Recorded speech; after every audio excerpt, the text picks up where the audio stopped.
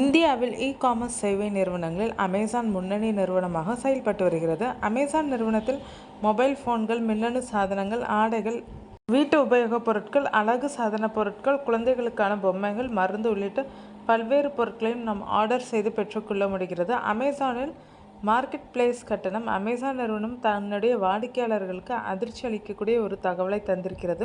இனி அமேசான் செயலி வாயிலாக நாம் செய்யக்கூடிய ஒவ்வொரு ஆர்டருக்கும் கூடுதலாக ₹5 செலுத்த வேண்டியிருக்கும்.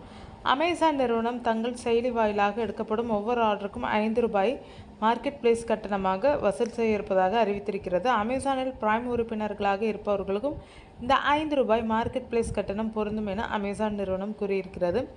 அனைத்து ஆர்டர்களுக்கும் பொருந்தும். இந்தியாவில் ஏற்கனவே ஸ்விக்கி, ஜொமேட்டோ உள்ளிட்ட நிறுவனங்கள் பிளாட்ஃபார்ம் கட்டணத்தை வசூல் செய்கின்றன.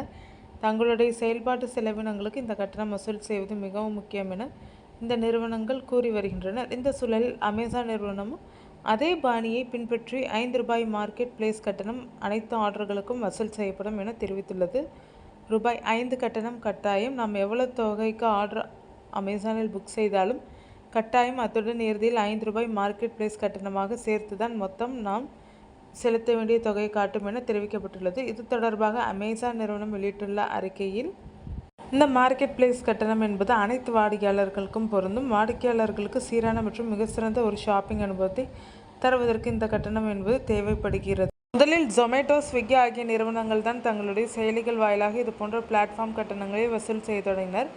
முதலில் ₹2 பிளாட்ஃபார்ம் கட்டணம் என வசூல் செய்த போது தற்போது அதனை ₹11 என உயர்த்திவிட்டனர். இந்த கட்டணங்கள் மூலமே இந்த நிறுவனங்களுக்கு ஆண்டுதோறும் கோடிக்கணக்கில் வருவாய் வருகிறது. எதற்கெல்லாம் மார்க்கெட் பிளேஸ் கட்டணம் இல்லை? தற்போது அமேசானும் அதே வழியை பின்பற்ற தொடங்கியிருக்கிறது. கிஃப்ட் கார்டுகள் வாங்குவது, அமேசான் பிசினஸ் பஜார், அமேசான் நவ் மற்றும் அமேசான் ஃப்ரெஷ் ஆகியவற்றின் மூலம் எடுக்கப்படும் ஆர்டர்கள், recharge, bill payment, ticket booking மற்றும் சந்தா உள்ளிட்ட பரிவர்த்தனைகளுக்கு இந்த கட்டணம் வசூல் செய்யப்படாது என அமேசான் தெரிவித்துள்ளது. ஏற்கனவே ப்ராசஸிங் அல்லது எக்ஸ்சேஞ்ச் கட்டணம் செலுத்தப்பட்ட ஆர்டர்களுக்கும் இந்த ₹5 பிளாட்ஃபார்ம் கட்டணம் பொருந்தாது.